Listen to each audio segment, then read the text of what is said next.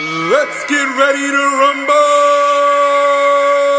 Step into the war zone. Step into the war zone. Step into the war zone. Step into the war zone. Step into the war zone. Step into the war zone. Friday night war zone. Friday night war zone. Hey yo, it's Phil Flames. I'm with Mike on the mic and Joe Morley. About to bring you more heat. Welcome to the war zone. You can have a floor seat. Watch them on your iPhone. Watch them on your Galaxy. It's a sports debate show. Straight up out of SoCal. Gather around the laptop. Friday nights it goes down. And we on the radio. Coming to your locale. Got into the third round. Better bring the smoke now. Step into the war zone. Step into the war zone. Step into the war zone. Step into the war zone. Step into the war zone. Step into the war zone. Friday night war zone. Friday night war zone. Step into the war zone. Step into the war zone. Step into the war zone. Step into the war zone. Step into the war zone. Step into the war zone. Friday night war zone. Friday night war zone. Welcome to the fourth episode of Friday Night Wars, and I have some terrible news to share. For one, I am co-host of a show officially for a month with Joe Morley Sports, so that's bad news. And to top it off, we tied in the votes last week. It's embarrassing. It's embarrassing. It's embarrassing for me, yeah. Like, I mean, I don't know where you probably get all your votes from, like, your friends and family. Maybe they come on and they feel bad for you. Oh, I'll give little poor Mikey a vote. But I'm getting, like, the real votes from, like, the real fans out there, the followers. And then they, for them not to come out and let me beat you again. Like, I guess they just felt bad for you this week. Let's just say that. They felt bad, and they were like, ooh, we'll have them tie. Well, I will say that if all of my votes are coming from my friends and family, that's pretty sad that I have more friends and family than you have fans to vote for you. Because I'm a jerk. That's why. I'm a jerk. At least you're honest.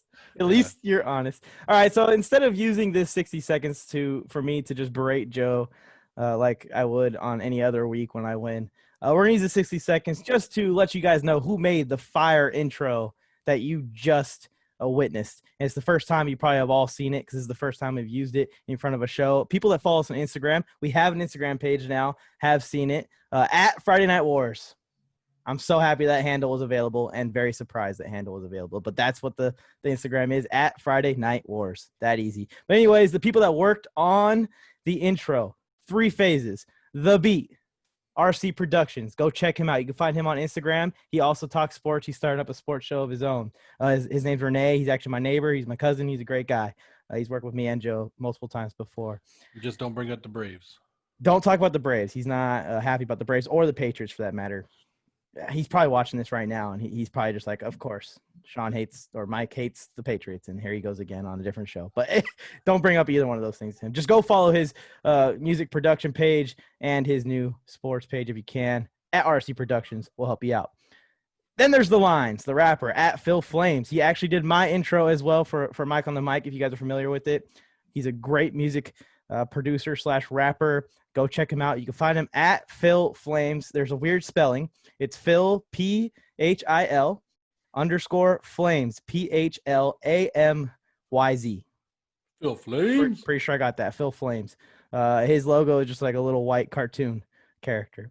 And then there's the third phase, at Complicated Kai. He helped produce the video for the intro. Definitely go check him out. He's a big sports guy and he's a big video editor, and he makes some awesome stuff, man. What he made for us is just the beginning of what Complicated Kai can bring.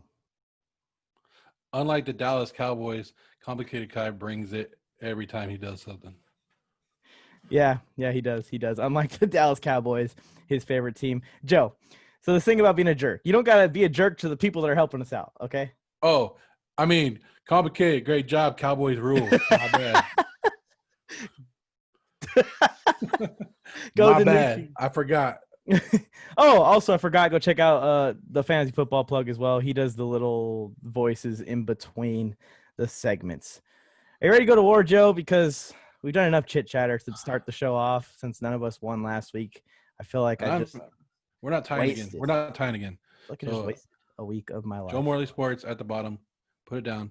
I'm not tying him again. It's embarrassing. Can't live my life like this. I need to win some more battles right now. Unlike this election, it won't even be close. I'm obviously going to win. All right. Let's go to war. Did the Dolphins make the right move? Tua starting for the Dolphins, yeah, they made a mistake. The Dolphins are a hot team, and they've been a hot team right now, right? They're actually playing really, really good football. Their defense is coming along, making great plays. Ryan Fitzpatrick for sure isn't the future. We all know that. But he was balling out. He was continuing to put up solid numbers every week. I understand the Dolphins need to see what Tua's all about, right? We want to see what our rookie quarterback can do. But now he has to play in some meaningful games. These are meaningful games. This is the AFC East. They're in contention for this, right? Like every rookie goes through growing pains. In the first game against, with Tua, the Dolphins carried him. The defense, went out there and carried him for him. They didn't have to do much. He didn't have to do much. And what's going to happen when they get into a shootout, right? What are they going to do when they get in shootout? There's no way Tua can keep him in a game. No way. I think Ryan Fitzpatrick was taking these Dolphins to the playoffs. I'll tell you that right now. I thought they were on that way. Tua might derail that train. I'm not devaluing Tua's skills or anything. I just don't see him going out and performing like Herbert or Burrow right away. Maybe I'm the minority on this, but if your team has a chance to make the playoffs, you go for it and you evaluate talent later. The Dolphins have a chance, and they want to evaluate talent in the middle of the season. I think it's the wrong choice. Do you think Ryan Fitzpatrick was going to win the Dolphins the Super Bowl this year? Go ahead and think about it for a second. Okay, so most sane sports fans or sane football fans would say no, that probably wasn't going to happen, right? Fitzmagic, basically his whole career has been a transition quarterback, and I'm here to burst the bubble for everybody because I don't understand why we're all shocked that this has happened again with Tua this season. I'm willing to bet that week one, or even before the Dolphins drafted Tua, the coaching staff, the management, had already circled this bye week for Tua time to begin.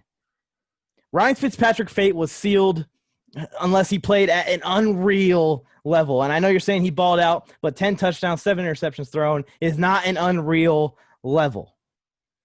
The Dolphins are sitting and watching Joe Burrow go off. They're watching Justin Herbert go off. They believe in Tua, and that's why this move was made. They're telling him, you see those guys out there? You see him? We believe in you, and we believe you're going to be better than them. So go out there and take this possible wild card team. Here's the keys. Let's go. The Dolphins are in a great situation to protect the kid on top of it. They have a good defense. The O-line is a little shaky sometimes, but the good defense will protect him if he makes any mistakes on the field that are real blatant that could cost the team the win. I think that the defense can definitely help Tua out. Moral of the story, Joe, Fitzy was a fan favorite, and that's probably why I'm going to lose this round just because of the argument that I'm trying to pose here. But I'll spoil it for all of you. I'll be the bad guy. He's always been a transition quarterback. He always will be a transition quarterback. It's Tua time in Miami, and the Dolphins are better off in the long term because of it. How the heck can you hate on Ryan Fitzpatrick? Come on, Tua time already? You see the first game? Did you watch the first game? I love Ryan Fitzmagic just as much as the next guy, but I am also a realistic person. I know why Tyrod Taylor was on the team. I know why he was announced the starter. I know why Ryan Fitzmagic was announced the starter of that team, to give Tua some time to get healthy and get ready. That's all it was for. And that's what their plan was all along. Unless they were 6-2 or 5-3 at least, they weren't gonna cancel the whole plan because they think Ryan Fitzmagic is gonna take them to the Super Bowl. It's not gonna happen. Well, nobody gave Fitzpatrick the memo. Nobody gave him the memo because he was very upset about it. And when Tua went in at the end of the game the week before, he was kind of like, "Oh yeah, there's my little guy. Go out there and do it." And then the next week they were like, "Hey, he's actually taking your spot." And I'm heartbroken. I will say that they might have had that. They might have had that date circled, but nobody said, "Hey, Patrick, we got that date circled." Yeah, they probably should have told him, huh? No, because if you tell him no matter what you do, he might start sucking on purpose. No, that's a Harvard grad right there. I'm surprised no one called for him. Business. I'm surprised no one called for him in the trade deadline. There's a couple teams that are pretty injured riddled that could have used him as at least a backup, maybe even the starter. Cock off the Cowboys. Patriots. You got any more? What? Who was Patriots? Cam Newton's not looking overpaid now. Huh? Yeah, I know. I'm pretty upset about it because I I'm don't a know big where that's Cam coming fan. from. Somebody just throwing that Yeah, out. I'm a big Cam fan, so it kind of hurts. All right, guys, go ahead and vote in the comments, and you can go over to the Instagram page. I should be putting clips up today, the day that you're watching this, or tomorrow, the day after you're watching this. You can vote for who won this round. Let's go on to the next one. Will Tony Larussa lead the White Sox to a World Series? Look, I'm not sure if the White Sox will 100% win the World Series, as I said on last week's show. And someone dropped in the comments that I made a lot of sense. The nature of baseball, it's hard to predict who's going to win the World Series this early on. It's a tough call. And like I said, to predict anyone to win the World Series. But the White Sox vice president said that he was looking for someone that can take the White Sox to that next championship level. And he knows they have such a good, young, talented team. They just need someone to lead them. And if it's going to be anyone, it'll be Tony Larussa. At 76 years young, he has seen it all in baseball. Last time he was managing the White Sox in the 80s, he almost immediately became one of the best managers in baseball and won Manager of the Year. He was then with the Oakland A's in the late 80s and into the early 90s. He took them to a World Series, and they dominated during that time period. Went to a few different World Series and ended up winning one. He then went to St. Louis with the Cardinals. And if you're a Dodgers fan, you definitely know about this. Had that monster 2000 to 2010 time frame where the Cardinals were basically in the World Series chase every single season. Everywhere Tony has gone in his life and in his career, he has brought them to a championship level team dating back 30 years. And here he is again. He's a 4-time Manager of the Year and a Hall of Famer here to save the Chicago White Sox. I'm with you, Tony. Let's do it. If anyone's going to do it, it'll be him. Tony LaRussa, 76 years old? Come on, man. No way. No way. I don't understand why every sports team tries to recreate the past with washed-up managers. I mean, are we serious here? They just fired Rick Renteria, who's finishing in the running for Manager of the Year. Running for Manager of the Year, and you fired him. So this means the White Sox are a good team, right? Great team. And it really doesn't matter who their manager is. Plus, baseball isn't the same since the last time he was a manager in 2011. Baseball is all about analytics now. Is Tony LaRussa going to be able to adapt to the new stats and the new players? Remember, he's considered old school. These new school players don't give a damn about unwritten rules or anything like that. He's 76 years old. Do you really think that he can relate to the young players on this team? I mean, come on, man. Come on. I want to see some new faces in the dugout, in all dugouts across the Major League Baseball. This is ridiculous. What's next? Somebody's going to hire Joe Torre? Somebody want to bring Joe Torre back? White Sox are a good team, but no way, absolutely no way will he take them to the World Series. Plus, it don't even matter because there's only one team. There's only one team around here, and that's the LA Dodgers. So you guys know. Joe, I noticed that little "come on, man" Easter egg you put in there. I appreciate it, by the way. Thank you. But if people follow, they probably know what I'm talking about. If you don't, go do some research. But anyways, I just feel like you just hating on the guy because he's old. Is that really an argument? Guys, are you really going to vote for him just because he hates the guy because he's old? They might. People don't like old people anymore. They want to see the fresh faces. I want to see the first time Tim Anderson throws his bat, throws it up in the air. What time it was? What are you doing? You got to be a team player. Don't be doing that. Hey, that's what Major League Baseball players do. The bat flip is part of baseball now, and I watch baseball for it. And let's see how far we can get that bat up there. Let's do it. Throw it up there.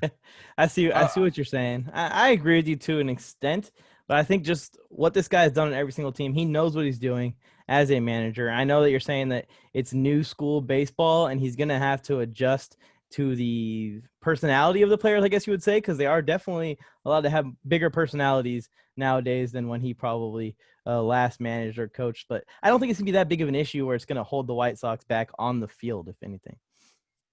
Maybe not, but he still has to compete with the Astros, the Rays, the Yankees, all those American League teams out there. World Series, get that on out. Get that out of here. That's why it's really hard to predict baseball. All right, go ahead and vote for this round. I obviously won. Just because Joe likes knocking grandpas over doesn't mean that you guys have to vote for him. Most people don't even like their own grandpa. They're going to vote for me. Come on. Will the Pittsburgh Steelers go undefeated? Are the Steelers going to go undefeated? All you got to do is look at their upcoming schedule. Come on. The Cowboys, Bengals, Jaguars, Ravens, the football team, Bills, Bengals, Colts, and the Browns. I would say absolutely the Steelers are proven that with Big Ben, they are still the big daddy of the AFC North. Lamar Jackson hasn't proven enough to be a big-time quarterback. His legs are only taking him so much, and they didn't build around him, and the Steelers know how to beat the Ravens. The Bills are straight overrated. They started off hot and have cooled down, and I see the Steelers running right through them. Who else? Maybe the Colts? Nah. Phillip Rivers is going to get tossed around by TJ Watt and the company. The Steelers' defense isn't perfect by any means, but it matches up well and it makes adjustments. So, Cowboys, get out of here. Come on. Bengals, they can't protect Joe Burrow. Steelers are going to get it. Jaguars, Minshew Mania's done. Football team, come on. Like, how much more do I got to say? That's all I had to say was their schedule, and you'd be like, oh, yeah, I got this. Like, the Ravens, they already proved the Ravens are nothing. They proved the Browns. Like, they spanked the Browns. Boop, boop, boop, boop, boop. Get out of here, Browns. You had your chance. Nobody else on this schedule has a chance to beat the Steelers. So first thing you do is you take a look at that schedule, and like you're saying, you think, oh my, this is very possible. They have a relatively, I'm not even going to say relatively, they have a really easy slate of second half games in the second half of this season. But I'm going to err on the side of caution and say the Steelers will miss out on that perfect season. Everyone can go ahead and circle the rematch versus the Ravens, obviously. Baltimore handed the Steelers that win. We all talk about Lamar Jackson's struggles, but we forget that even with the Ravens' most important player on the team turning it over 4 times alone, the Steelers still struggle to put up points against them. I could see the Ravens get a revenge on the Steelers and spoil that perfect season right there in that game. And if they do go through that Ravens game and they're still undefeated, it would be who of the Steelers, if they are undefeated in week 16 and 17 and that number 1 seed is locked, to go ahead and rest their guys. And I think they will, because Juju Smith has been injury prone. Big Ben has been injury prone. They've got to fear injury, because if you're this good, and they are that good, I believe the Steelers are that good. They are a Super Bowl contending team this year. They need to have these guys in the playoffs. So let's look at who they play in week 16 and 17. In week 16, they play the Indianapolis Colts. And in week 17, they play the Cleveland Browns.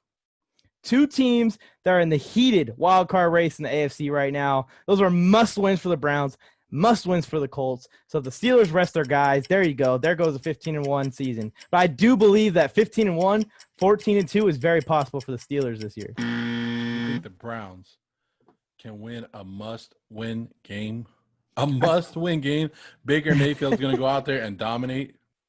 I think if we're looking at the Ravens matchup for one, that's why I wanted to bring that one up first. I think the Ravens can beat the Steelers. I don't think that we should just go ahead and say, oh, no, the Ravens suck, because they played horrible in that game, and they still were in that game. So they just play good. They should be able to compete with the Steelers in that second game. But if they get through the Ravens and they're still undefeated, they didn't flop in any other easy wins, I think those last 2 weeks, especially week 17, they're going to be resting more than half the team probably.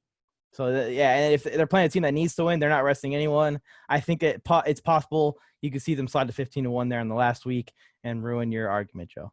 What if the Chiefs have that one loss all the way to the end, and the Steelers are 16-0 or 15-0, and they can't afford to lose that one, because if they lose, they are now the second best team in the AFC.